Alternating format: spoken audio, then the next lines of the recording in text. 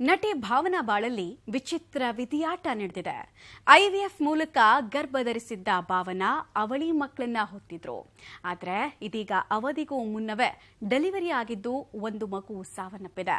ಇನ್ನೊಂದು ಮಗು ಹಾಗೂ ತಾಯಿ ಇಬ್ಬರು ಕ್ಷೇಮವಾಗಿದ್ದಾರೆ. ಅಸಲಿಗೆ ಅಲ್ಲಿ ನಡೆದಿದ್ದೇನು, ಸಮಸ್ಯೆ ಆಗಿದ್ದಾದ್ರೂ ಯಾಕೆ, ಬರ್ತಾ ಇದೆ ನೋಡಿ ಒಂದು ಸ್ಪೆಷಲ್ ಸ್ಟೋರಿ. ಸಂತಸದ ಜೊತೆ ಸಂಕಟ, ಭಾವನಾ ಬದುಕಲ್ಲಿ ವಿಧಿ ವಿಲಾಸ, ಸವಾಲು ಹೆರಿಗೆ. ಅಮ್ಮನಾದ ಚಂದ್ರಮುಖಿಗೆ ವಿಪರ್ಯಾಸ.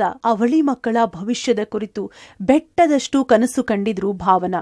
ಅವಳಿ ಮಕ್ಕಳನ್ನ ಎತ್ತಿ ಆಡಿಸುವ ಸಂತಸದಲ್ಲಿದ್ದ ಭಾವನಾಗೆ ಸಣ್ಣ ಶಾಕ್ ಆಗಿದೆ. ಕಳೆದು ಹೋಗಿರೋದಕ್ಕೆ ಸಂಕಟ ಪಡೋದೋ, ಇರೋದನ್ನ ನೋಡಿ ಖುಷಿ ಪಡುವುದೋ, ವಿಧಿಯಾಟದ ಲೀಲೆಯಲ್ಲಿ ಭಾವನಾ ಒದ್ದಾಡುತ್ತಿದ್ದಾರೆ. ಐವಿಎಫ್ ಮೂಲಕ ಗರ್ಭ ಧರಿಸಿದ್ದ ಭಾವನಾ ರಾಮಣ್ಣಗೆ ಹೆರಿಗೆ ಆಗಿದ್ದು ಒಂದು ಮಗು ಬದುಕಿದೆ. ಇನ್ನೊಂದು ಮಗು ದುರಾದೃಷ್ಟವಶಾತ್ ಸಾವನ್ನಪ್ಪಿದೆ. 40ನೇ ವರ್ಷದಲ್ಲಿ ತಾಯಿಯಾಗಿರುವ ಭಾವನಾ ಆರೋಗ್ಯ ಆರಂಭದಲ್ಲಿ ಚೆನ್ನಾಗಿಯೇ ಇತ್ತು.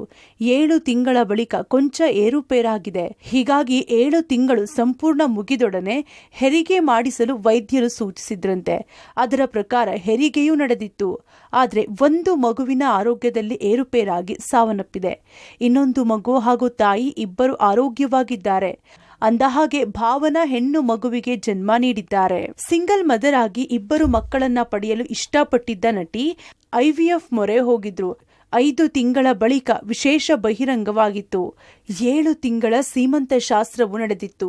ಕೆಲವೇ ದಿನಗಳ ಹಿಂದೆ ಭಾವನಾ ಸೀಮಂತದ ವಿಡಿಯೋಗಳನ್ನ ಸೋಷಿಯಲ್ ಮೀಡಿಯಾದಲ್ಲಿ ಹಂಚಿಕೊಂಡಿದ್ರು. ಅವಧಿಗೂ ಮುನ್ನ ಹೆರಿಗೆ ಮಾಡಿಸಲಾಗಿದೆ. ಆದರೆ ಒಂದು ಮಗುವನ್ನ ಕಳೆದುಕೊಂಡ ಭಾವನಾ ಮಿಶ್ರ ತೊಳಲಾಟ ಅನುಭವಿಸುತ್ತಿದ್ದಾರೆ. Bharathi entertainment bureau, Public TV.